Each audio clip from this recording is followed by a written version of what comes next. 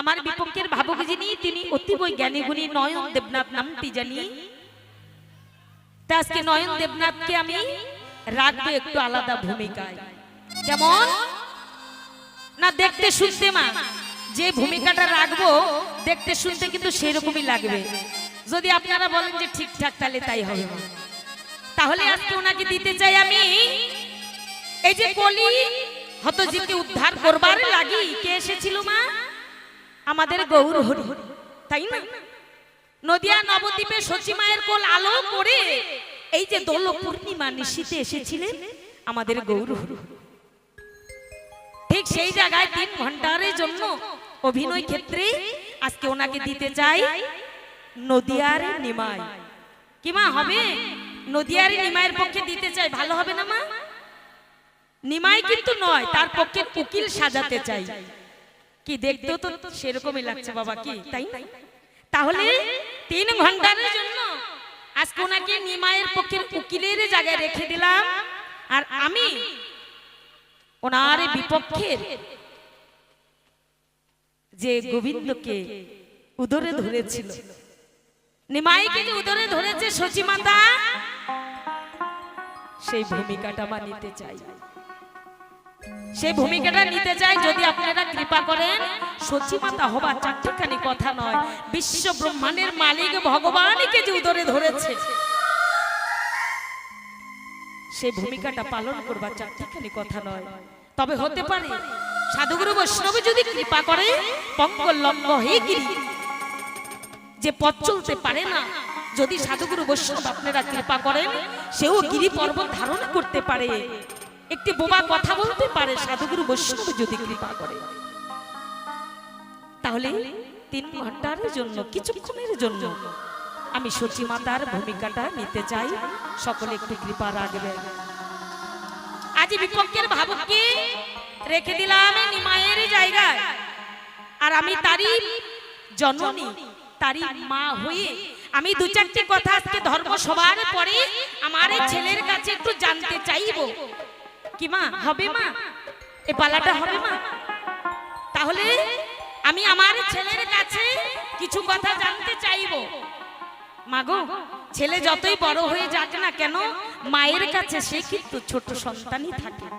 শাসন করার অধিকার বাবা মায়ের, সে যত বড় হোক না কেন সে শাসন করার অধিকারটা বাবা মায়ের থেকে যায়, তাই না?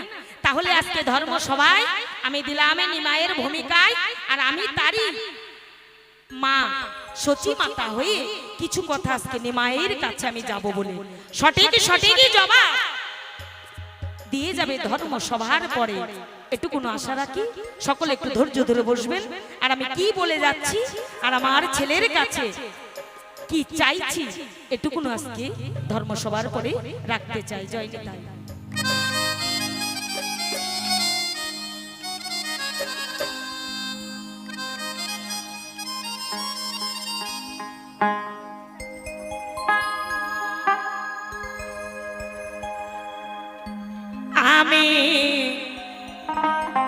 আমি কল্পনাতে হইলাম সচী গো,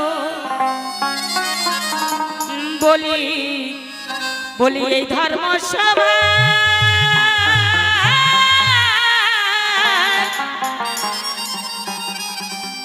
আমার বিপক্ষেতে আছেন যিনি, আমার বিপক্ষেতে আছেন যিনি, সে যে নদিয়ার নিমাই রে। আমি কল্পনাতে হইলাম সচী রে।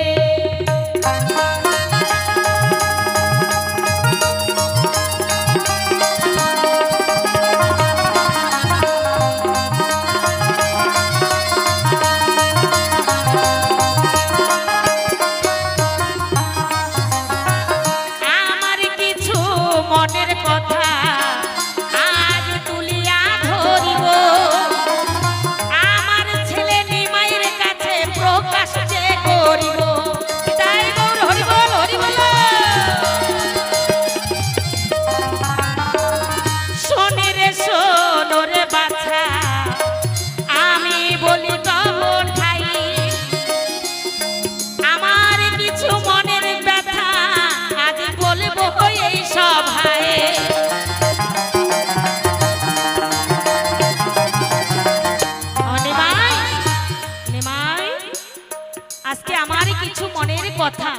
আমি তোর কাছে জানাতে চাই ব্যথাটা কোথায় মা। একটি সন্তান যখন গো দেখো মায়ের গর্ভে আসে, সেই দিন থেকে মায়ের কিন্তু আর কিছু না ভালো লাগে।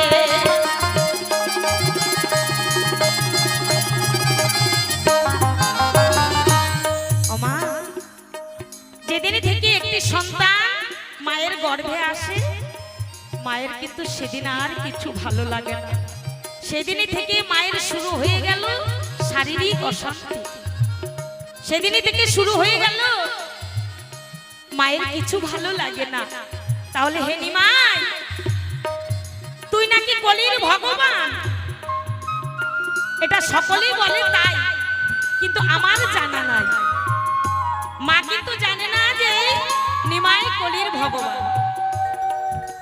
একটি সন্তানে যদি বড় কিছু করে না মা, একটি সন্তানে যদি ভালো জায়গায় যায়, মায়েরা কি কখনো গর্ব করতে পারে? আমার ছেলে এত বড় ডাক্তার হয়েছে, আমার ছেলে উকিল হয়েছে, এটা কিন্তু কোনো মা গর্ব করে না। কেন করে না? মা জানে সকলের আশীর্বাদ, সকলের আশীর্বাদে আমার ছেলেটা আজকে চাকরি পেয়েছে। যদি কেউ জিজ্ঞাসা করে হাগো তোমার ছেলে নাকি বড় চাকরি পেয়েছে, তাহলে কি বলে? যে হ্যাঁ গো সকলেই তোমাদের আশীর্বাদ। এটাই তো আমরা মায়েরা বলি, তাই না? তাহলে হে নিমাই, তুই নাকি কলির ভগবান, তাহলে কলির ভগবান হয়ে তোর কাছে কিছু কথা একটু আমি যাব বলে। শোনে রে শোনো রে বাছা, আমি বলি তব ঠাই,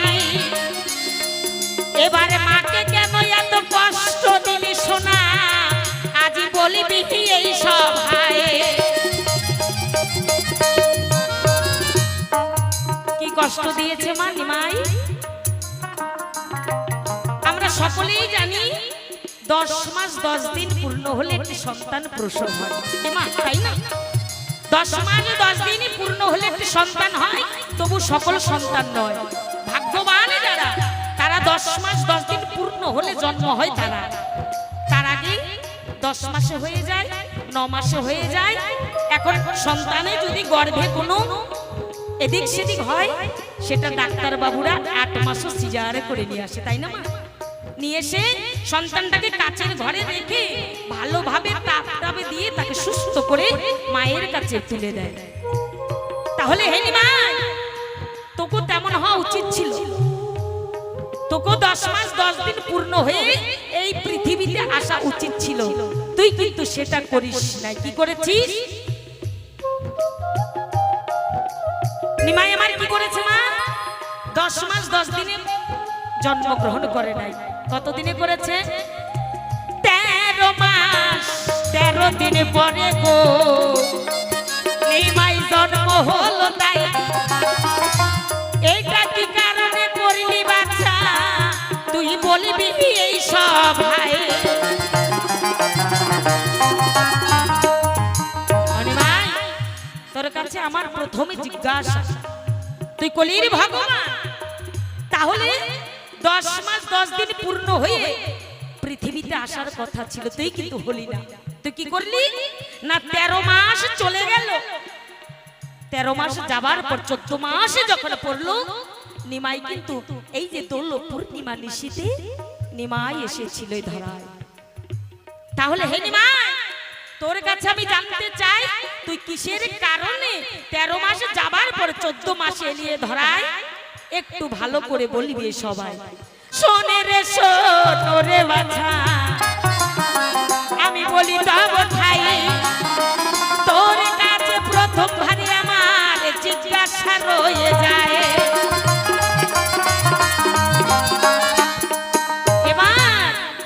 এবার দ্বিতীয়বার জিজ্ঞাসা রে আমি করব এই সভায়, সুন্দর ভাবে জবাব দিবি শোনা, দেখ ধর্ম সভায়।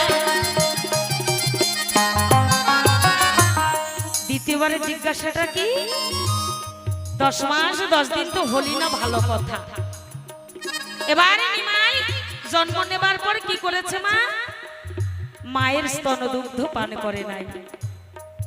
মাগো, আমরা সন্তান প্রসব করবার সময় এই যে মায়ের যে প্রসব যন্ত্রণা, এই পৃথিবীতে মা বিহীন সোনা রে কেহ জানে না। একটি সন্তানে প্রসব করতে যে কত বেদনা। একটি সন্তানে যখন মা পৃথিবীতে আনে, মা তখন জমের সঙ্গে বড় লড়াই করে। জম একদিকে টানে, মা একদিকে টানে। সেদিন জমের সঙ্গে সকল মায়ের লড়াই চলে। নিমাই, তাহলে আমরা সন্তানটা যখন প্রসব করবার পর সন্তানের বদনখানা দেখি মা, সকল কথা ভুলে যাই। সকল বেদনার কথা আমরা সকলে ভুলে যাই। নিমাই, তুই জানিস, তুই তো কলির ভগবান। কত মায়ের একটি সন্তান প্রসব করতে কত মায়ের জীবনে চলে যায় নিমাই। তাহলে প্রসব করবার পর সন্তানের বদনখানা দেখার পর মা সকলে ভুলে যায়। প্রসব করবার পরে সন্তানটার বদলে দেখবার পর মা সকলে ব্যথা ভুলে যায়, আর মায়ের মনে থাকে না। কিন্তু নিমাই রে, তুই প্রসব করবার সময় এদিকে তুই ভগবানের কাজটা ভালো করেছিস। মাকে তুই প্রসব বেদনা দিস নাই। নিমাই যে কখন প্রসব হয়েছে সচি মাতা বুঝতেই পারে না। এই কাজটা তুই ভালো করেছিস। কিন্তু একটি সন্তানে যখন প্রসব হবার পরে মায়ের স্তনদুগ্ধ পান না করে মা, মায়ের মনে কি শান্তি পাওয়া যায়? মায়ের মনে কখনো শান্তি পায় না। কেন? সন্তানটা কেন আমার স্তনদুগ্ধ পান করছে না? মা নিজের রূপ যৌবনখানা দেখে না, তখন শুধু পাগল হয়ে যায় সন্তানে কেন আমার স্তনদুগ্ধ পান করছে না। এটাই মায়ের মনের বাসনা। তাহলে নিমাই, তুই প্রসব হবার পর একদিনে দুদিন কেটে যায়, নিমাই কিন্তু মায়ের স্তনদুগ্ধ পান করে না। মা বড় পাগল হয়ে গেল। সচি মাতাই কি কেন আমার নিমাই স্তনদুগ্ধ পান করছে না? বলতে পারো নগরবাসী? তোমরা কি বলতে পারো নিমাই কেন আমার স্তনদুগ্ধ পান করছে না? নিমাই রে, তুই কেন মায়ের স্তনদুগ্ধ আড়াই দিন ধরে পান করিস নাই? শোনে রে শোন ওরে বাছা, আমি বলি তব ঠাই, সুন্দর ভাবে এই কথাটার জবাব যেন পাই।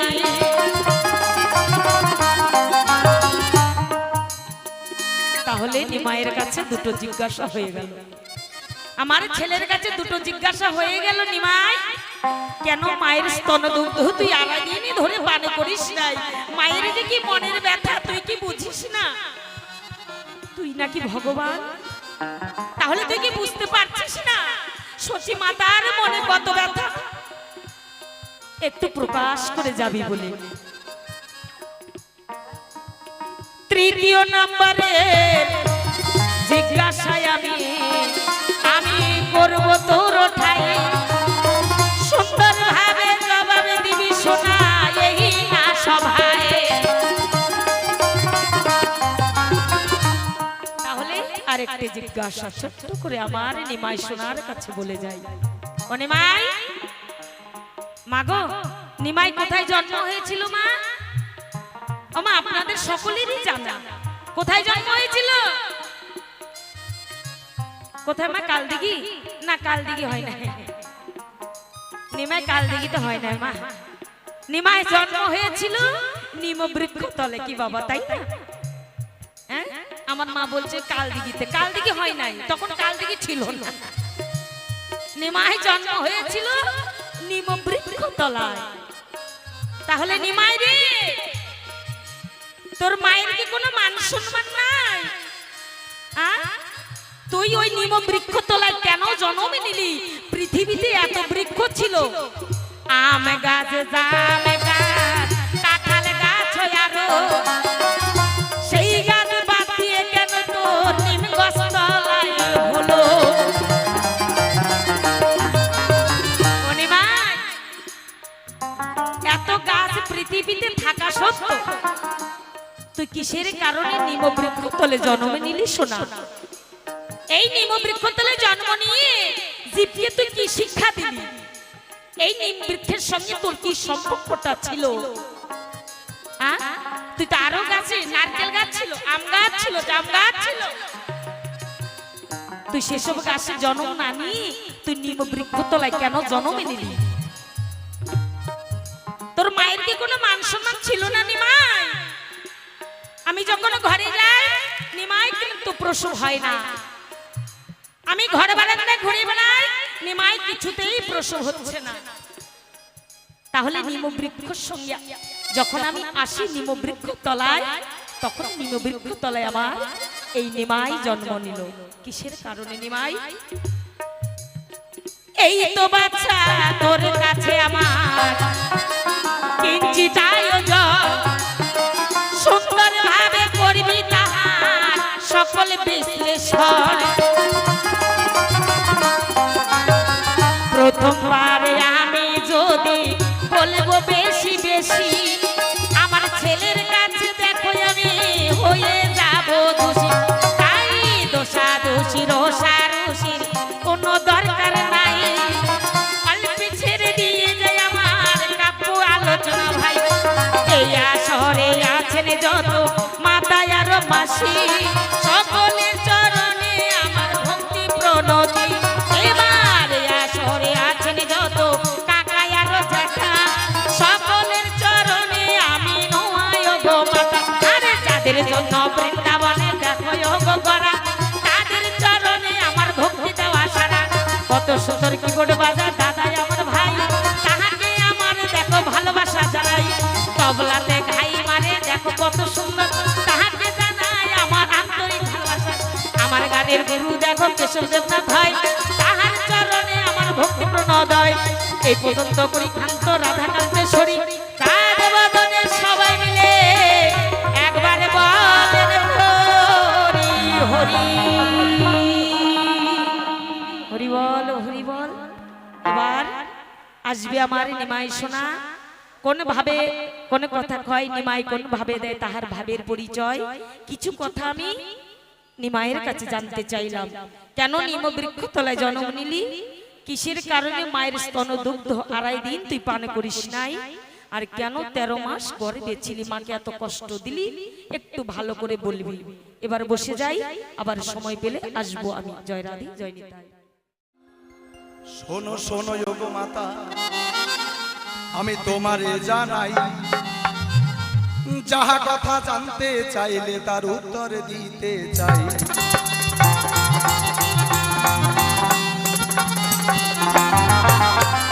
বিপক্ষেতে আছেন যিনি আমার সতী মাতা, প্রথমেতে তার চরণে আমার আত্মনিবেদন। তাই তো মা আজ এই আসরেতে কিছু জিজ্ঞাসা করলো না, সন্তান হয়ে দেব আমি তারই সমাধান। কত কষ্ট করে মায়া আমার ধরলো ওই জঠরে, কেন সন্তান হয়ে কষ্ট দিলাম আমি বলবো সভা করে। প্রথম প্রশ্ন করে গেল আমার ভাই, বলে যেতে চাই, কেন 13 মাস 13 দিন তুমি ছিলে এই গর্ভে? তাই সবাই দেখো 9 মাস 10 মাস ধরে এই জঠরে, তুই কেন কষ্ট দিলি বেশি বলবি সভা করে। আমার মা আমার কাছে জানতে চায়, তার মনে বড় অভিপ্রায়, তাই তো মনে কষ্ট পেয়ে আমারে সুধায়। বলছে ওরে বাবা, প্রত্যেকটা সন্তান মাতৃগর্ভে 9 মাস 10 মাসের বেশি থাকে না। এমনকি এই জগতে দেখা যায় 7ম মাসে অনেকে সন্তানের প্রসব হয়ে যায়। কি মা, সেই সন্তানও বাঁচে। তাহলে 7 মাস 8 মাস 9 মাস 10 মাস 10 দিন লাস্ট পিরিয়ড, এর বেশি নয়। তাহলে তুই কেন 13 মাস 13 দিন, এই যে 3 মাস 3 দিন তুই আমার গর্ভে বেশি থাকলি, এই 3 মাস 3 দিন কেন তুই আমাকে জঠর যন্ত্রণা বেশি দিলি? এটা আমার মা আজ আমার কাছে জানতে চায়। হরি বল হরি বল। ভোগ যুক্ত বান হয়ে দেখো বলে গেলাম তাই, দেবতা হয় সবাই কিন্তু ভগবান সবাই নয়।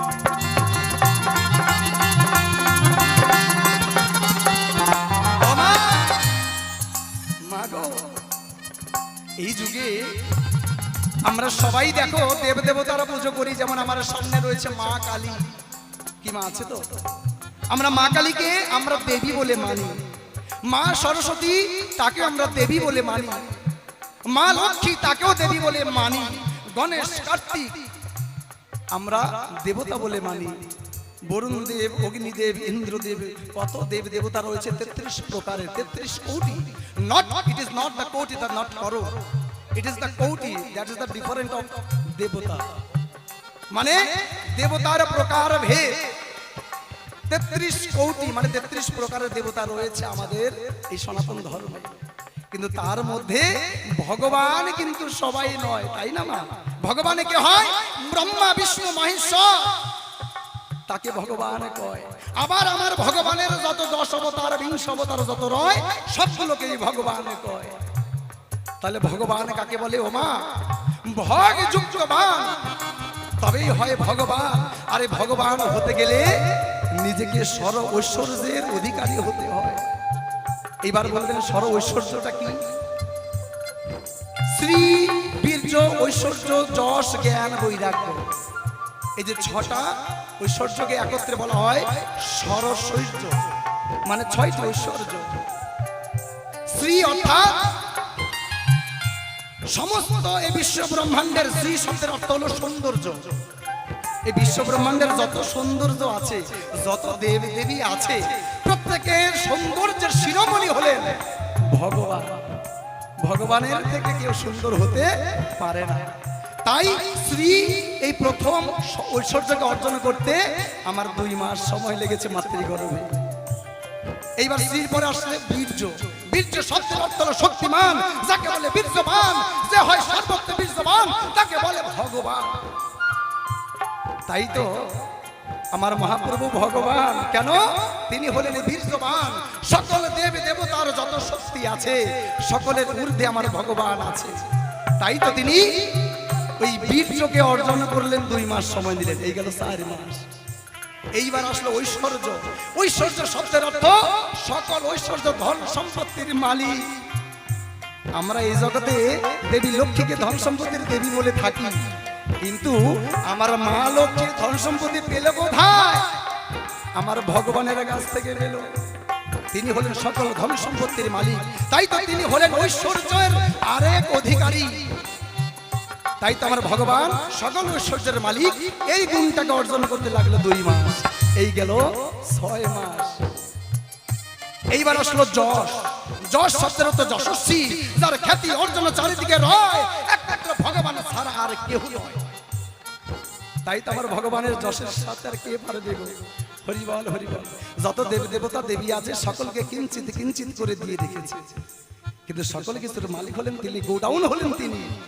তাই তো এই যে ঐশ্বর্যের মালিক হলেন তিনি, এইবার যশের মালিক হলেন তিনি। এইবার হলো জ্ঞান এবং বৈরাগ্য। জ্ঞান এই যে গুণটা, এই জ্ঞান ঐশ্বর্যের মালিক হলেন আমার ভগবান। যত দেবী আমরা সরস্বতী দেবীকে মানি, ইনি হলেন আমাদের জ্ঞানের দেবী। কিন্তু আমার সরস্বতী সে জ্ঞান অর্জন করে কার কাছে গো? আমার সরস্বতী মা জ্ঞান অর্জন করে ভগবানের কাছ থেকে। তাই সকল জ্ঞানের অধিকারী হলেন যিনি, এই জ্ঞানবান ভগবান হলেন তিনি। এই পর আসলেন বৈরাগ্য। এই যে গেল 10 মাস, এবার লাস্টে আসলো বৈরাগ্য। এই বৈরাগ্য শব্দের অর্থ কি? বৈরাগ্য শব্দের অর্থ হলো ত্যাগী। বৈরাগ্য শব্দের অর্থ হলো সকলকে সমানভাবে দেখা, সকলকে মায়া মুগ্ধ থেকে দূর করা, পথ প্রদর্শক হওয়া, গুরু হওয়া, শিক্ষক হওয়া, এই সমস্ত কিছু বৈরাগ্যের মধ্যেই মানায়। তাই তো বৈরাগী সম্প্রদায় তৈরি করলেন আমার গোড়ায়। হরিবল হরিবল। তাহলে এই বৈরাগ্যের অধিকারী হলেন আমার ভগবান। তাহলে ঐশ্বর্য বীর্য শ্রী যশ জ্ঞান বৈরাগ্য এই 6টা ঐশ্বর্য অর্জন করতে 2 মাস করে আমার ভগবান মাতৃগর্ভে সময় নিয়েছে। তাহলে গেল কত মাস? 12 মাস। এইভাবে 12 মাস যখন কেটে যায়, এরপর আমার ভগবান মনে মনে ভাবে, তাই আমার তো সময় অতিক্রান্ত হলো, 10 মাস 10 দিনের জায়গায় 12 মাস হয়ে গেল, আর তো মাকে কষ্ট দেওয়া যায় না, তাড়াতাড়ি পৃথিবীতে যেতে হবে। তবে আমার ভগবান তিনি ভাবলেন, তাই আমি পৃথিবীতে যখন এই কলিযুগ অবতার অবতীর্ণ হব, চারিদিকে সবাই যেন কৃষ্ণ গুণগান করে, চারিদিকে যেন খোল করতাল বাজে, হরি গুণগান গায়, সেই সময় আমি জন্ম নেব। তাই তো দেখো ওই 12 মাস সময়ের পরেও তিনি ভাবলেন আরো 1 মাস 13 দিন সময় আছে, ওই 1 মাস 13 দিন পর একটা লগ্ন আছে। কি? ওই যে ফাল্গুন মাসের দোল পূর্ণিমা তিথি আসবে, যেই দিন সকলে ওই যমুনার ঘাটে গিয়ে সবাই মিলে হরি গুণ গান করবে, সেই গান শুনতে শুনতে, হরি নাম শুনতে শুনতে পৃথিবীতে আসবো। তাই তো আমার ভগবান ভাবলেন না আর 1 মাস 13 দিন থাকা যায়। তাই তিনি মাতৃগর্ভে আরো 1 মাস 13 দিন ছিলেন। এই 13 মাস 13 দিন পরে এই ধরাতে উদ্ধারের লাগিয়ে এলেন। জয় জানি তাই গৌর শ্রীনাথ প্রেমানন্দ একবার হরি বল হরি বল। এই কারণে 13 মাস 13 দিন পরে গো ও মায় আমি এলাম এই ধরা, মা কিন্তু জানে না সেই তত্ত্ব, বলে গেলাম তাই। শোনো ও মায় গো তোমার জানাই, তোমার চিন্তার কারণ নাই, ভগবানকে পেয়েছো গর্বে আর কি ও গো। তবে ও গো তুমি আরো একটি কথা করলে না, কেন খাইনি তোমার স্তন দুগ্ধ দেব সমাধান।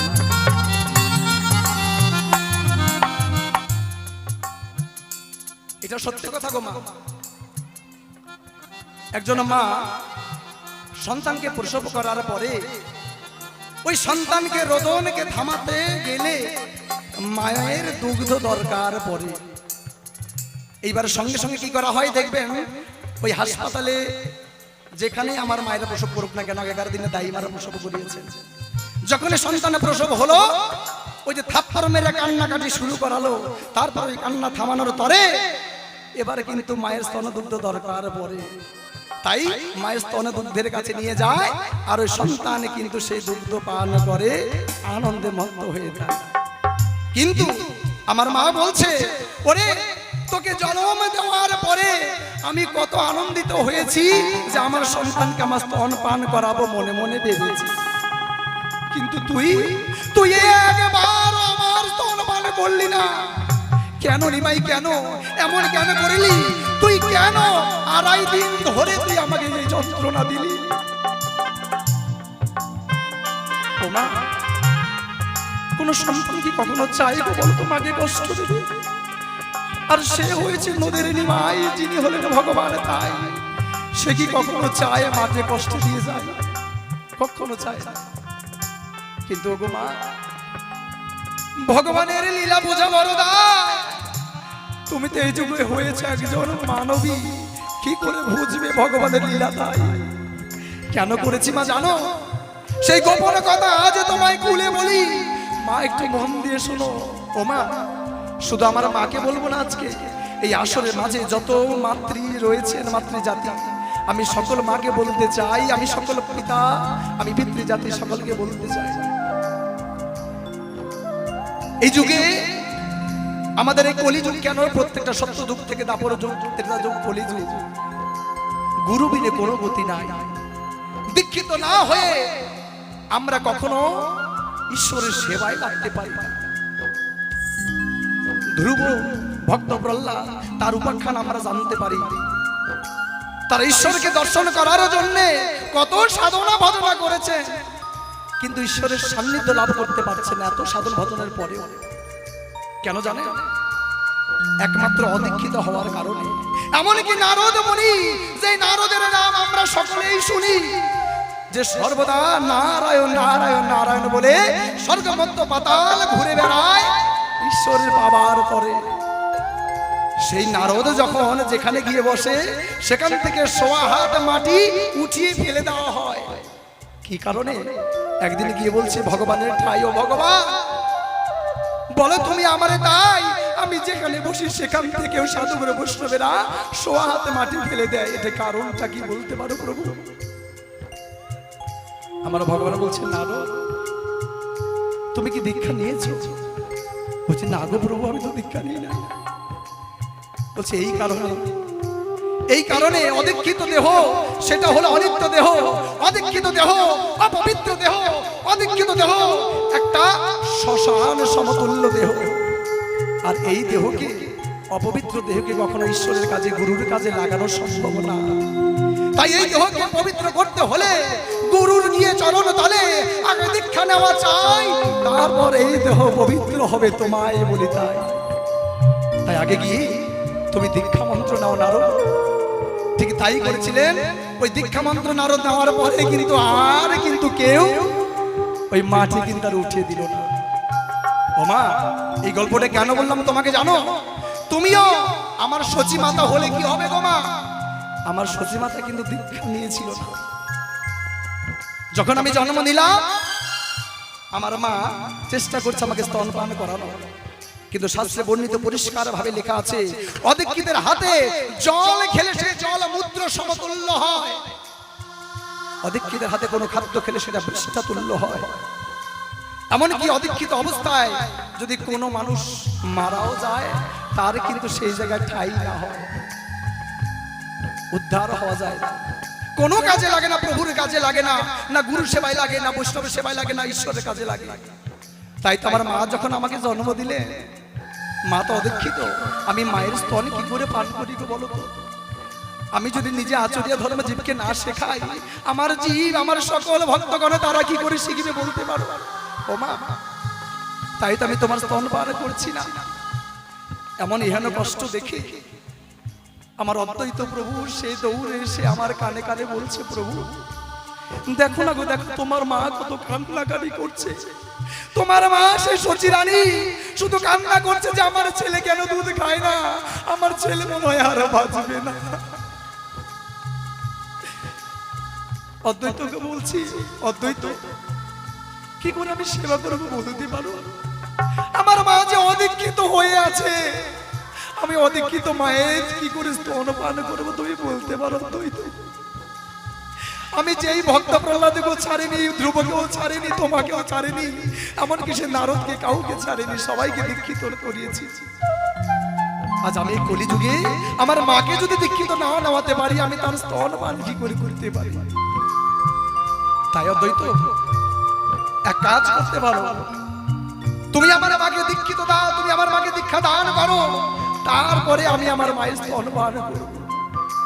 হরি বল, হরি বল।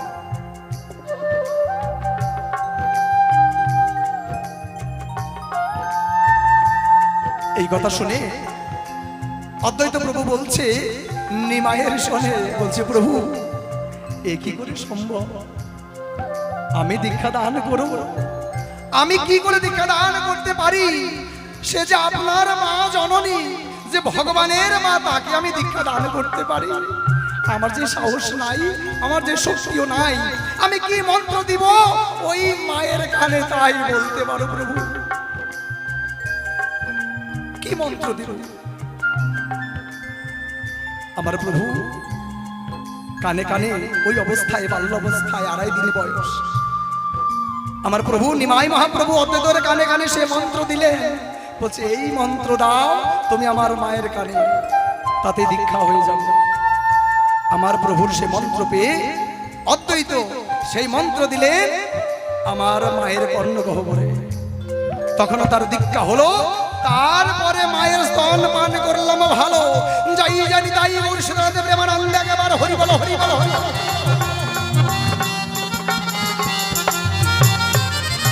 শোনো শোনো ও গো মাতা গো, আমি তোমারে জানা, অদীক্ষিত ছিলে বলে আমি স্তন পান করি নাই।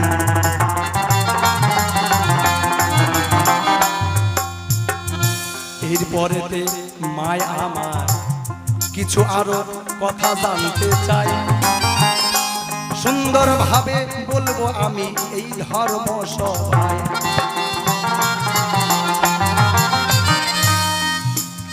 আমার মায়ের বড় আজকে দুঃখ। কি দুঃখ? এই যে কেন তার স্তনপান করলাম না, তার প্রমাণ দেওয়া হলো, তার কথাও বললাম। এরপর বলছে যে আমি এদিক ওদিকে ঘোরাফেরা করছি, বাইরে ঘরে যাচ্ছি, আমার সময় পেরিয়ে যাচ্ছে, 12 মাস 13 মাস হয়ে যাচ্ছে, তুই প্রসব নিচ্ছিস না। আমি অস্থির হয়ে ঘরে বাইরে ছোটাফেরা করছি, কিন্তু কিছুতেই তুই প্রসব হচ্ছিস না, না প্রসব বেদনা হচ্ছে আমার। তুই কি করলি? যেই না আমি ওই নিমে গাছের তলায় গিয়ে ক্লান্ত হয়ে বসে পড়লাম, আর অমনি তুই সেইখানে প্রসব করলি। কেন আর জায়গা পেলি না? তুই মাকে লজ্জা দিলি? হ্যাঁ, ওই ঘরের মধ্যে না প্রসব হয়ে তুই গাছতলাতে এলি। কেন তুই এমন করলি? ওই নিম গাছের তলায় হতে হবে। নিম গাছটার মধ্যে কি রয়েছে? হ্যাঁ, কত গাছ, ভালো ভালো গাছ আছে, তুলসী গাছ, বটবৃক্ষ, অশ্বত্থ গাছ, সেগুলো না হয়ে ওই নিম গাছের তলায় তুই কেন জন্ম নিলি? এইবার আমাকে সেটা বলতে হবে। শোনো শোনো ও গো মাতা গো, মায়া আমি তোমারে জানাই, বলবো আমি সেই পূর্ব কথা এই ধর্ম সভায়।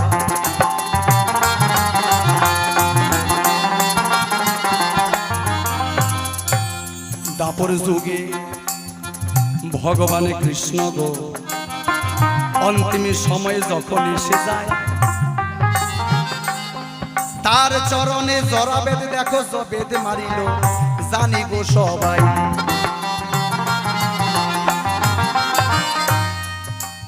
দাপর যুগে আমার ভগবানের যখন অন্তিম সময় আসে, ও বাবা, আমার ভগবানের শ্রীকৃষ্ণের বয়স কত ছিল কারো জানা আছে? ভগবান শ্রীকৃষ্ণ কত বছর বয়স পর্যন্ত বেঁচে ছিলেন? তার আয়ু ছিল 125 প্লাস, প্রায় 126।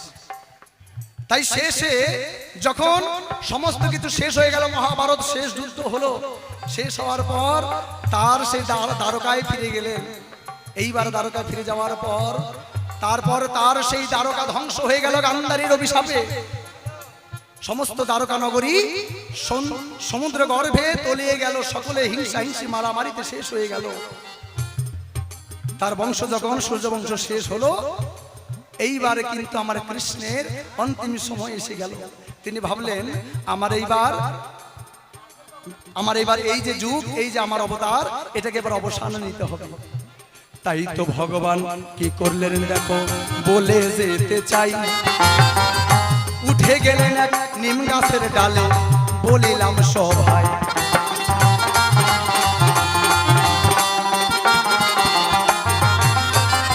সেই দিকেতে ওই জঙ্গলে দেখো এক জরা বেদ ছিল, পশু শিকার করার জন্য সে এসে গেছিল। দেখে দূরে একটা ডালের মধ্যে পাখি দেখা যায়, কি সুন্দর লাল টুকটুকে দেখো, বলি হারি যাই। এইবার দেখো জরা বেদে একটা বান যে বসালো, সেই বান গিয়ে দেখো চরণে লাগিল। তখন কিন্তু কৃষ্ণ ভগবান নিচে পড়ে যায়, জরা বেদ সেই ওখানে উপস্থিত হয়। দেখে কিন্তু সে যে কোনো পশু পাখি নয়, তিনি হলেন কৃষ্ণ আমার দয়াময়। তখন দেখো জরা বেদ কি কর্ম করিল, প্রভুর কাছে তখন এতে ক্ষমা যে চাহিল।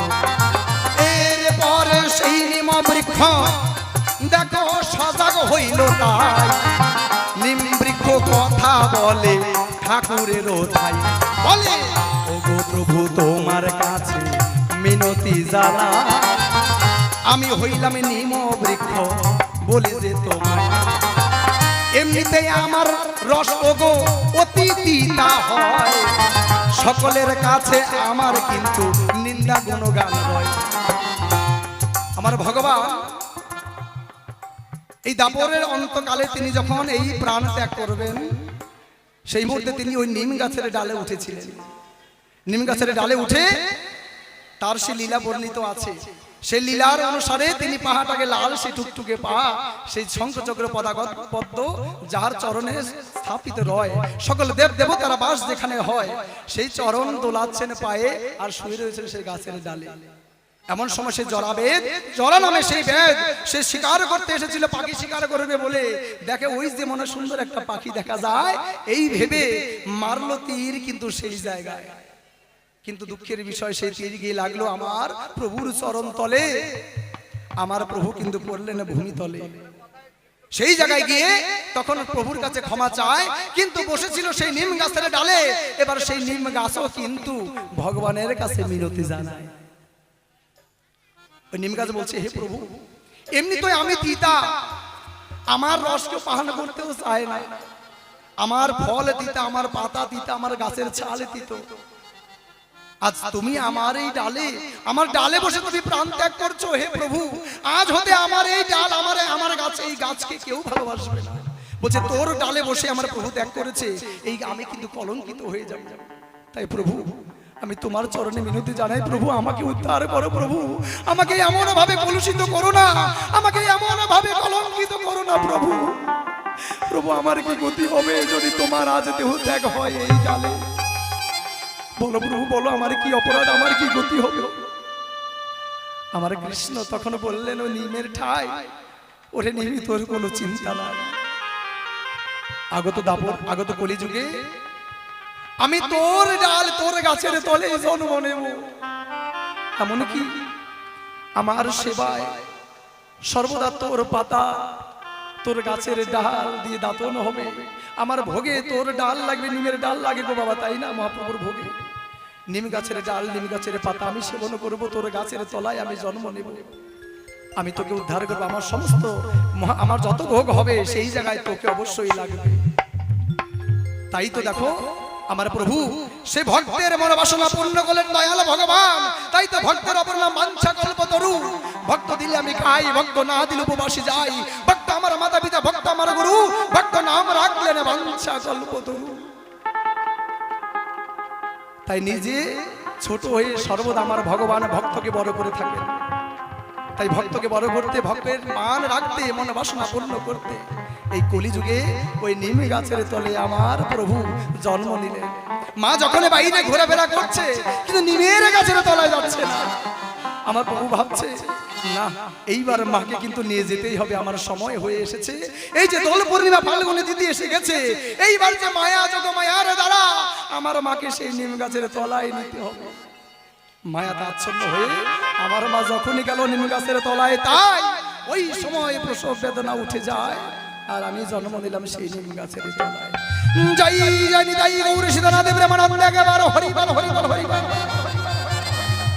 শোনো শোনো ও গো মাতা গো, মাতায় আমি তোমারে জানাই, যাহা কথা জানতে চাইলে তার উত্তর দিলাম তাই।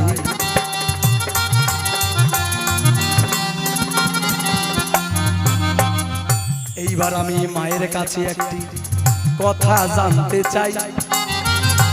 নিম গাছের তলায় জন্ম হলো, আমি ঠিক করেছিলাম তাই। তবে আমার নামটা নিমাই কেন রাখলে বলিবে সবাই? কেন তুমি অন্য নাম রাখলে না আমি জানতে চাই। ও মা, নিম গাছের তলায় জন্ম নিলাম আর তুমি নিমাই নাম রেখে দিলে? হ্যাঁ, এখন যদি কেউ পটল গাছের তলায় নাম রাখে তার নাম পটল রেখে দিলে? হরিবল হরিবল। ওই জন্য অনেকের নাম কিন্তু অনেকের আছে, মানে বিভিন্ন ধরনের নাম আছে ওই সমাজে। কেমন? ওই অমাবস্যার দিন জন্ম নিয়েছিল, ওর নাম রেখেছে অমাইশা। হ্যাঁ, পূর্ণিমার দিন নাম হয়েছিল জ্যোৎস্না, রাখছে তার নাম। হ্যাঁ, কালা বলে দেহ তার নাম, যার জন্য কালু হলো তার নাম। তাই তো এই ধরনের অনেক নাম আছে।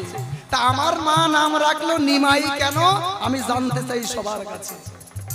এই কথা বললাম আমি তব ঠাই, ছোট্ট ভাবে জবাব দিও এই ধর্ম সভায়। তবে ও মা তোমায় বলি একটা কাজ করো তাই, এই জগতে সাধুগুরু বৈষ্ণব সেবা ছাড়া কোনো উপায় নাই। ও মা, তোমার আক্ষেপ তো অনেক শুনলাম, অনেক আক্ষেপে করেছে আমার ধারে, তবে আমি বলি তোমার ঘরে তুমি যতই আক্ষেপে করো মা, সমস্ত কিছু মিটে যাবে যদি সাধুগুরু চরণ ধরে একটু তাদের চরণ ধুলি পাওয়া যায় আর সাধুগুরুর বৈষ্ণবের সেবা দেওয়া যায়।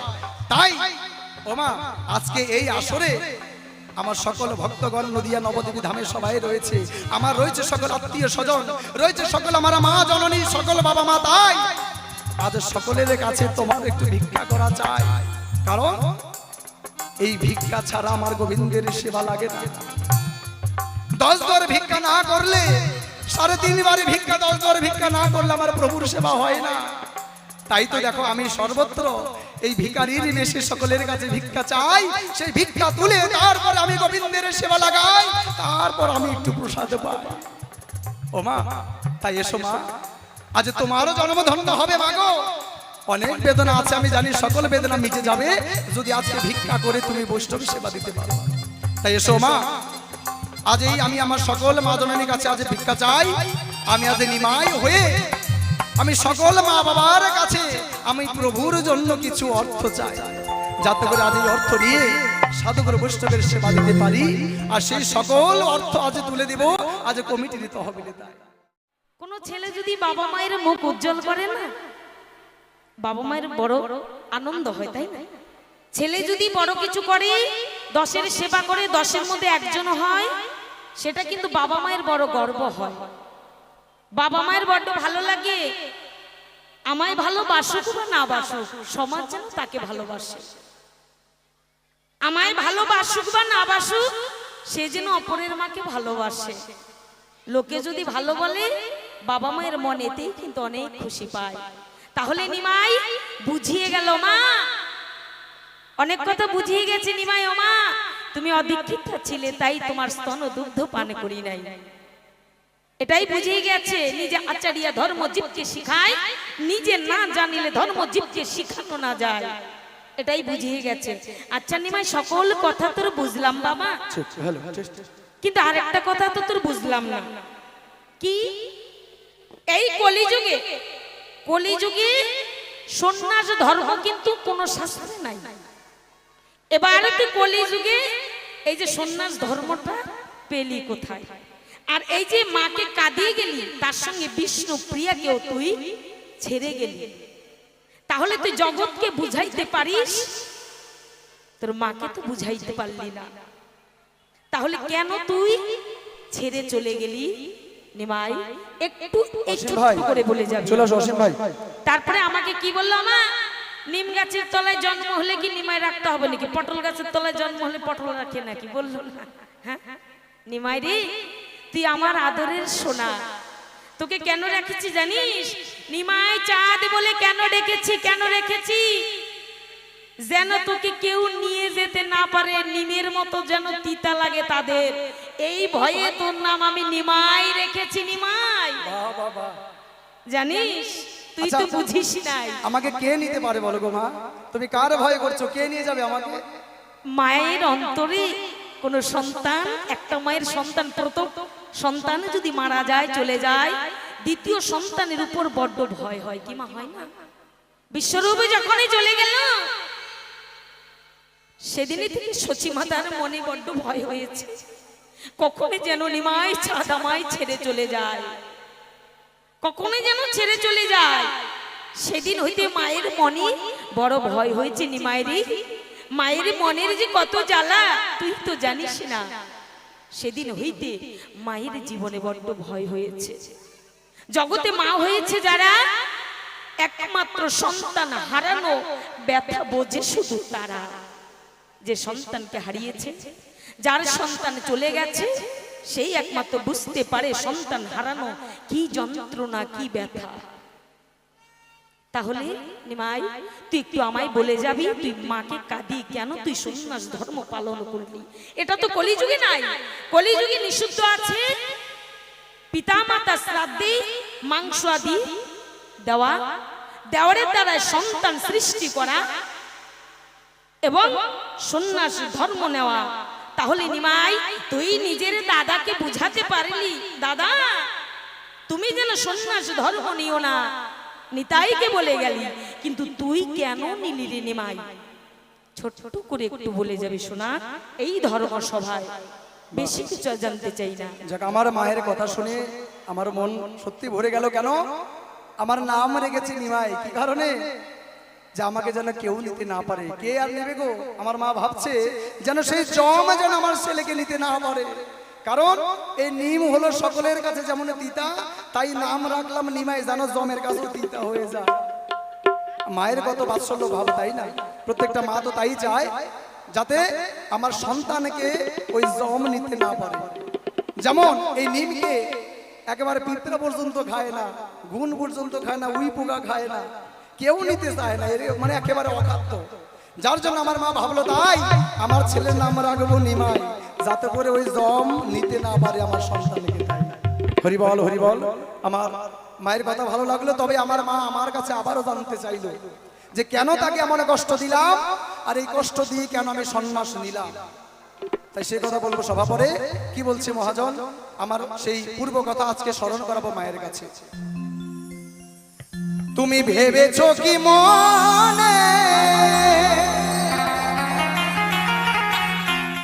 এই ত্রিভুবনে তুমি যাহা করে গেলে কেহ জানে না,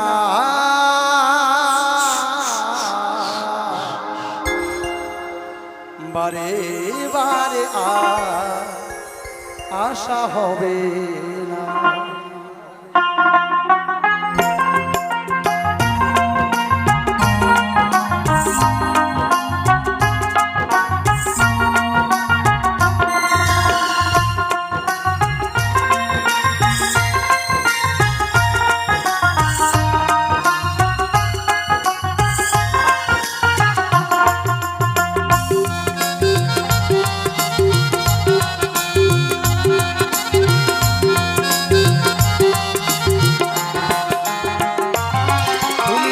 ভেবেছো কি মনে এই ত্রিভুবনে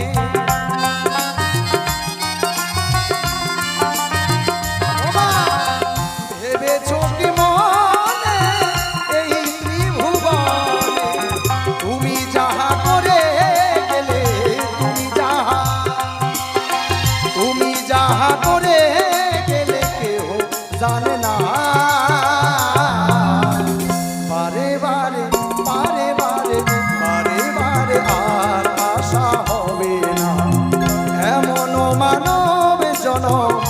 আর পাবে না, বারে বারে আর আশা হবে না। ও মন, বারে বারে আর আশা হবে না। শোনো শোনো তোমারে জানাই সেই ত্রেতা যুগের কথাই ও মা তোমার মনে নাই।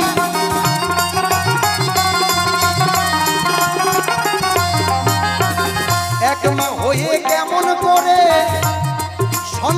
সন্তানকে বনবাস দিলে, তাই পুত্র শোকে কৌশল্যা কাঁদে আজ তোমার মনে নাই।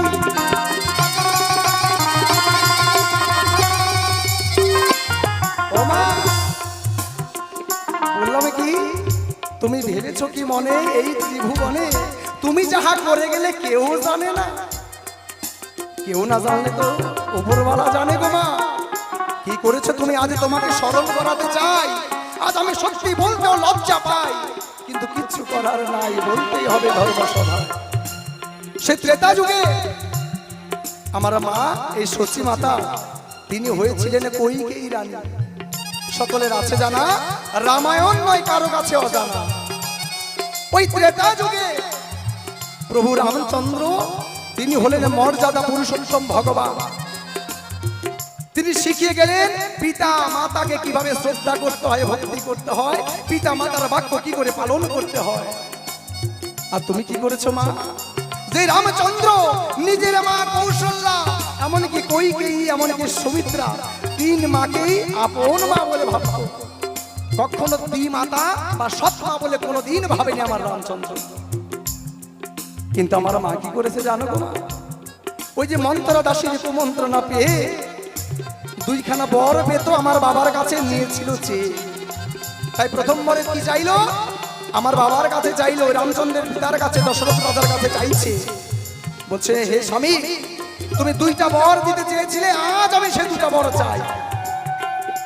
দশরথ রাজা বলছে, বেশ, তুমি তো আমাকে বাঁচিয়েছিলে, তুমি আমাকে সেবা দিয়ে 5 মিনিট অন্তর অন্তর ওষুধ দিয়ে আমাকে সুস্থ করেছিলে, তাই তো আমি বলেছিলাম কইকেই তোমাকে দুটো বর দেব, কি চাও? তুমি তখনও চাইলে না, আজ তুমি চাইছো, বেশ বলো কি চাও। সেদিন কইকেয়ী রানী কি চাইলেন? বলছে, হে স্বামী, কথা যেন লঙ্ঘন না হয়, তোমার ব্রহ্ম বাক্য যেন অটুট থাকে। আমি প্রথম চাই তোমার কাছে এই কি, যে আমার সন্তান, আমার পেটের সন্তান ভরতকে রাজা করতে হবে অযোধ্যা। এই কথা শুনে দশরথ রাজা হেসে হেসে বলছে, আহা, এ তো বেশ ভালো কথা। ও কইকেয়ী, এ তো বেশ ভালো কথা, ভরতে রাজা হবে তাতে কি দোষ আছে? এ তো সবাই চাইবে, আমার রামও তাই চাইবে। যতই রাম বড় হোক, ভাই রাজা হবে, আমার রামের কখনো কিছু মনেই হবে। আর দ্বিতীয়বারে কি চাও? বলছে, তুমি দেবে তো? তুমি কথা দিচ্ছ, কথা রাখবে তো? বলছে, অবশ্যই, আমি দশরথ রাজা কথা দিচ্ছি তোমায়, বলো কি চাও। সেই মুহূর্তে কইকেয়ী রানী বলছে, তবে শোনো, ওই যে তোমার বড় পুত্র রাম, তাকে 14 বছরের জন্য বনবাস দিতে হবে। বলছে, রানী তুমি এই কথা বলো না। রানী, কেন তুমি এই কথা বলো? ও রানী, তুমি এই কথা কেন বললে? এই যাওয়ার আগে আমার মৃত্যু কেন চাইলে না? রানী, আমি কি করে এই কথা রাখবো বলতে পারো? আমার যে রাম ছাড়া আমার কোনো গতি হবে না, আমি যে সর্বদা রাম ছাড়া আমি বাঁচতে পারি না। আজ তুমি নিজের সন্তানকে নিজে মা হয়ে সেই তুমি নিজের সন্তানের বনবাস চাইলে না রানী, না, এ তুমি চাইতে পারো না রানী। বলছে, না, তুমি কথা দিয়েছো, হে রাজন, কথা দিলে কথা রাখতে হয়, তুমি জানো না। সেদিন ঘোর বিপদে পড়ে গেলেন দশরথ রাজা, হাও মাও করে কাঁদতে লাগলেন, কি হলো, তুমি কি চাইলে রানী? বলতে পারো? আমি আমার ছেলের কাছে কি করে বলবো তোর মা তোকে বনবাস দিয়েছে? না রানী, না, তুমি আমার কেন মৃত্যু চাইলে না? তার আমার কান্না শুনে আমার প্রভু রামচন্দ্র বুঝতে পেরেছে, বলে এসে বলছে, পিতা ঠাই, ও পিতা, তোমার কেন কান্না হবে জানতে চাই। কেন তুমি কান্না করছো পিতা? আমি সন্তান বেঁচে আছি, বড় সন্তান, আমি বেঁচে থাকতে তোমার কান্না শোভা পায় না, এতে আমার অমঙ্গল হবে। আমি পুত্র হয়ে পিতার চোখে জল হতে পারি না। দশরথ বলছে, ওরে রাম, আমার বুকে আয় বাবা, আমার বুকে আয়, আমি যে তোকে আর 14 বছরের জন্য দেখতে পাবো না। তোর মা 14 বছরের জন্য বনবাস দিয়েছে তোকে, তুমি তার জন্য কান্না করছো বাবা? এ তোমার স্বভাব হয় না। তুমি তোমার বাক্য রেখেছো, আর আমি আমার পিতার বাক্যকে রাখবো। আমি মর্যাদা পুরুষোত্তম হয়ে এসেছি ধরায়, তাই পিতার বাক্য মানার কর্তব্য আমার, এই তাই আমি পিতৃ বাক্য লঙ্ঘন করতে দেব না। গেলাম আমি বনবাসে। সেদিন সকল অযোধ্যাকে কাঁদিয়ে, সকল মাকে কাঁদিয়ে, পিতাকে কাঁদিয়ে, সমস্ত রাজপাট রাজভোগ ছেড়ে বনবাসের পোশাক পরে লক্ষ্মণ সীতাকে নিয়ে গেলেন সেই বনবাসের তরে। ও মা, তুমি ভুলে গেছো সেই কথা? বলতে পারো মা, তুমি মা হয়ে সন্তানের কি করে বনবাস চাইলে? তুমি জানো না মা, সেই দিনের পর থেকে কৌশল্যা মা একদিনও কান্না থামাতে পারেনি, সর্বদা রাম রাম রাম রাম বলে কান্না করেছে। আমার পিতা দশরথ রাজা হে রাম রাম বলে শেষে নিজের দেহটাই ত্যাগ করেছে, তিনি আর বাঁচতে পারেন না। তুমি এক নারী হয়ে, এক মা হয়ে আরেক মাকে কান্না করিয়েছো। তাই তো যখন আমি ফিরে এলাম 14 বছর পর, এসে যখন আমি আমার মাকে ডাকে দিচ্ছি, মা কৈকেয়ীর কাছে গেছি মাকে প্রণাম করব বলে। আমার মা কি করেছিল জানো? আমার মা একটা ঘরের গোসা ঘরের দরজা বন্ধ করে দিয়ে আটকে বসে আছে ভেতরে, দরজা খুলবে না, মুখ দেখাবে না। আমি বলছি, ও মা, মা গো কৈকেয়ী মা, তুমি দরজা খোলো, দেখো না তোমার সন্তান ফিরে এসেছে। যে সন্তানকে 14 বছর বনবাস দিয়েছিলে, আজ আমি ফিরে এসেছি মা। কতদিনই তোমাকে দেখি নাই গো মা, তোমার চরণ দুটো একেবারে প্রণাম করতে দাও। বলছে, না রামে না, তুই আমাকে ওই কথা বলিস না, তুই আমাকে মা বলেও ডাকিস না রে না। আমি তোর যে মা হওয়ার যোগ্য হতে পারিনি, আমি এক হতভাগী, আমি আগে কলঙ্কিনী না রে। কি করে আমি মা হবো বলতে পারিস না? তাকে মা হয়ে আমি আমার সন্তানকে 14 বছরের জন্য বনবাস দিয়েছি, আমি এ মুখ দেখাতে পারবো না। জানিস রামে, জানিস ওই রামে, জানিস তুই যেদিন বনবাসে গেলি সেদিন হতে আমার ভারত তো রাজা হয়নি, বরং সেই দিন হতে আমাকে আর মা বলেও ডাকে দিচ্ছে না রে না। আমি আমার নিজের ঘরের সন্তান আমার ভরতের কাছে মা ডাকা হারালাম, আমি সকলের কাছে কলঙ্কিত হলাম, আমি কৌশলের কাছে অপরাধী হয়ে গেলাম, আমি তোর পিতার কাছে অপরাধী হয়েছি, এমনকি আজ ঘোর অপরাধ করেছি। সেই পুত্র শোকে সেও চলে গেছে আমাকে ছেড়ে। বলতে পারিস, বলতে পারিস রাম আমি কেমন মা? তবে রাম, আমি কথা দিচ্ছি তোর ঠাই, আমি এই দরজা খুলে দেখাবো মুখ, কিন্তু তোর কাছে একটা শর্ত চাই। বলে, রাখবি? কথা রাখবি? রাম বলেন, বাবা কথা রাখবি? তখন প্রভু রামচন্দ্র বললেন, মা গো, আমার আর দেবার কি আছে গো মা, বলো কি চাও মা, বলো কি চাও, তোমার কি মনের বাসনা? বলছি, রাম তুই কথা দে আমাকে, তুই আমার সন্তান হবি। এই জন্মে তো তোকে পেটে ধরতে পারলাম না, সৎ মায়ের মতো বিমাতার মতো আচরণ করে তোকে বনবাসে পাঠিয়েছি না। তুই কথা দে, তুই আমাকে মা বলে ডাকবি, আমার গর্ভে জন্ম নিবি, কথা দে রাম। ভগবান রামচন্দ্র তখন কথা দিলেন, মা তাই হবে, তোমার মনের বাসনা পূর্ণ হবে। তবে তোমাকে বলে যাই মা, এই পৃথিবীতে কর্ম ফল কখনো মিথ্যে হয় না, যেমন কর্ম তার তেমন ফল হয়। আমি ভগবান হয়েও আমি কর্মের ফলকে আমি কখনো লঙ্ঘন করতে পারিনি, তুমিও পারবে না মা। কর্মের নাম অধিকার হস্তে মা ফলেষু কদাচন। ও মা, তুমি আজ যেই কর্ম করেছো, নিজে নারী হয়ে নিজে মা হয়ে আরেক মাকে কাঁদিয়েছো।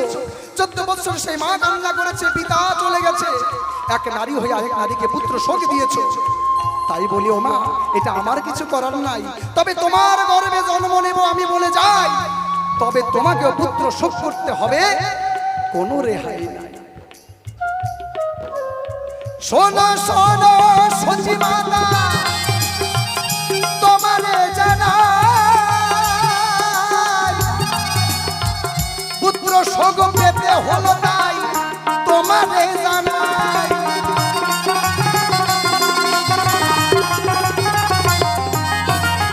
কর্মফল ভোগ করতে হয় গো, কথা মিথ্যা নয়, ভগবান হয়ে রোধ করতে পারি না, বললাম এই সভায়।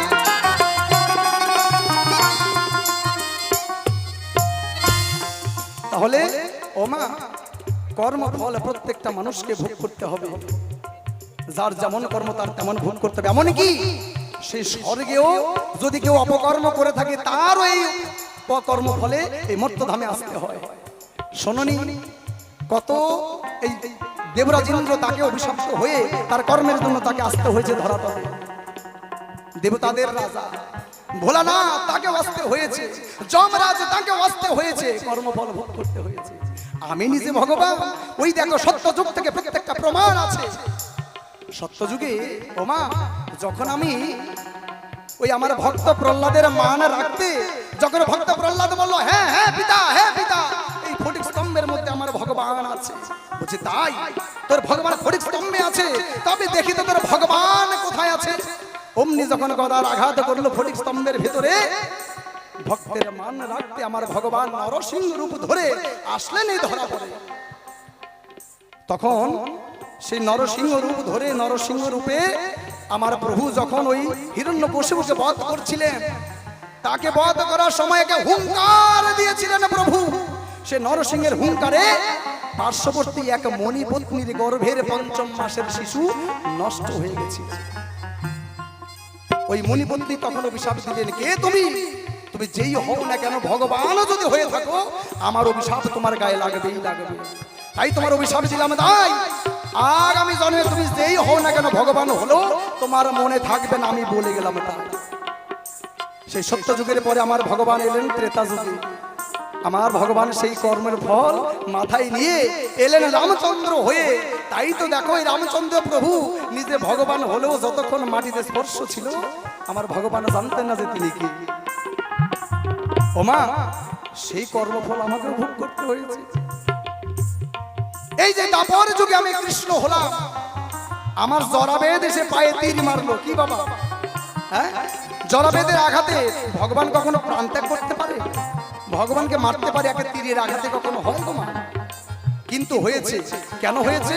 তার পিছনে কারণ আছে, তার পিছনে কর্মফল আছে। এই জরাবেদের আঘাতে আমার ভগবান কেন মারা গেলেন জানেন? ওই ত্রেতা যুগে বালি এবং ওই সুগ্রীবের লড়াই হয়েছিল।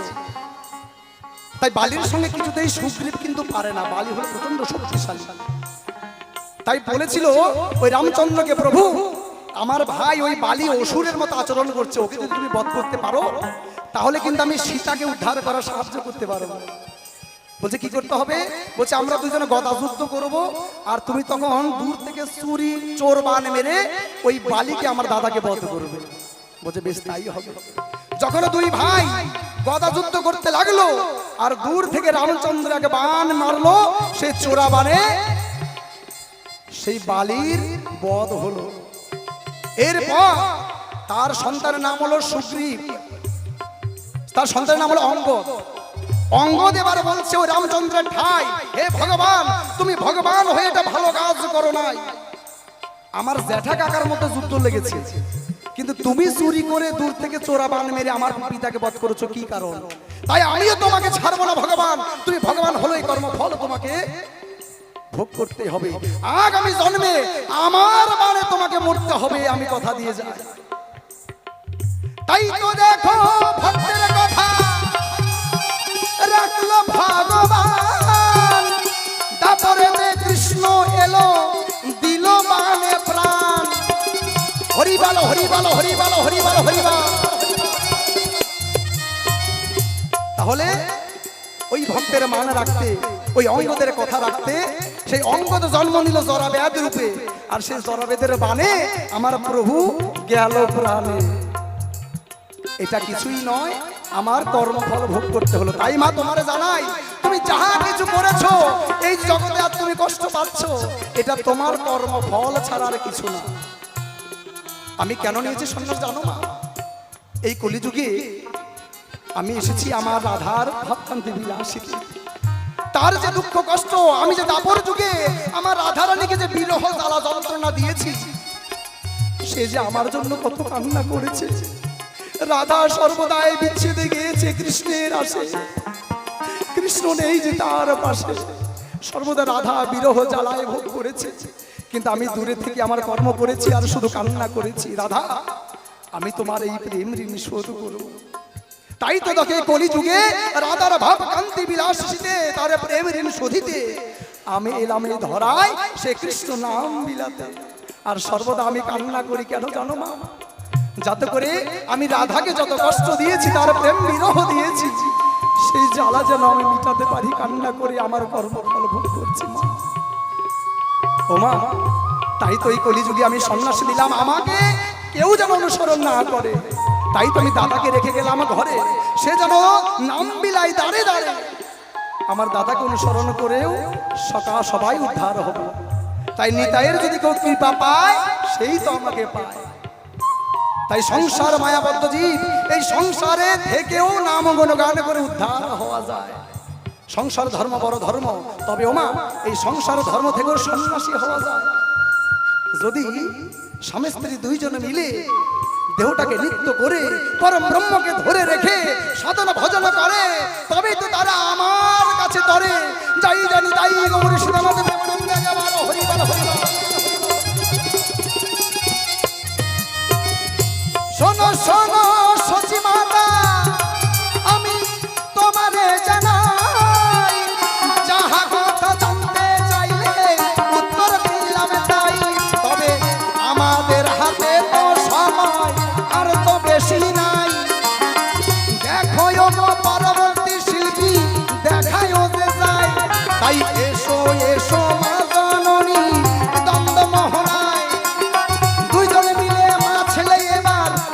গুণগান গাই। ও মা, আর দুঃখ করে লাভ নাই গো মা। তাই যাহা কিছু জানতে চাইলে আমি তোমার সকলের উত্তর দিলাম এই সভা পরে। তবে বুঝতে পারলে আমার মনে হয় যদি তোমার সেই আজ জ্ঞান চক্ষু ফুটে থাকে, তাহলে তুমি অবশ্যই বুঝতে পেরেছো যে কেন কষ্ট পেয়েছো, কি কারণে আমি কি করেছি। তাই সমস্ত কিছু বলার সময় বেশি নাই, পরবর্তী শিল্পী আমরা দেখতে পাই। তাই এইবার মা ছেলে মিলে একটু মিলন হয়ে যায়। আমি তো কৃষ্ণ নামে যেমন পাগল হয়েছি, রাধার ভাবকান্তিতে পাগল হয়েছি, ও মা তুমি একটু পাগল হয়ে যাও, দেখবে এই কৃষ্ণ নামে উদ্ধার হওয়া যাবে মা। জয় গুরু জয়, সত্যি তাই। আজ যে আমরা মা ছেলের ভাবধারায় রয়েছিলাম, মায়ের চেয়েও ছেলের জ্ঞানে বিবেকে বিবেচন অনেক অনেক উচ্চতরে, তাই না? তাই তো এটাই তো মা বাবার অনেকে পাওয়া। ছেলে আমায় বুঝাতে চেয়েছে, মা আর দুঃখ করো না, এবার হরিগুলো গান গাও, নিমাই বলে আর কেঁদো না, কৃষ্ণ বলে কাঁদো, কৃষ্ণ বলে কাঁদলে নিমাই কে পাওয়া যাবে। এই কলি হত জীবকে উদ্ধার করবার জন্য এসেছে নদিয়ার নিমাই। কলি হত জীবকে নিয়ে যাবে কেন? আমাদের অল্প আয়ু, অন্নগত প্রাণ, পারবো না আমরা তপস্যা করতে, পারবো না যজ্ঞ করতে, পারবো না ধ্যান করতে। অন্নগত প্রাণ, স্বল্প আয়ু, পারবো না। তাই সহজ উপায় নিয়ে গৌরহরি এসেছে নদিয়ায়। বলেছে কলি হতজি, তোমরা হাতে কর্ম করো, মুখে শুধু হরির নাম করো। সংসার ধর্ম বড় ধর্ম মা, তাই তো পারি না ছেড়ে যেতে। সংসারী ধর্ম পাওয়া যায়। তাই চলো মা, এবার আমরা দুজনে মিলে এইবার একটু বৃন্দাবনে যাই। কি মা, সবাই যাবেন তো নাকি? অবশ্যই বৃন্দাবনে সকলে যাবেন মিলে। তো? আমার মনে হয় বৃন্দাবন নতুন করে যাওয়ার প্রয়োজন নাই। এই যে এইখানে বৃন্দাবন পাই, শুধু এই বৃন্দাবনে বসে আমরা একটু রাধার এবং কৃষ্ণের কোনো গান গাই, কেমন?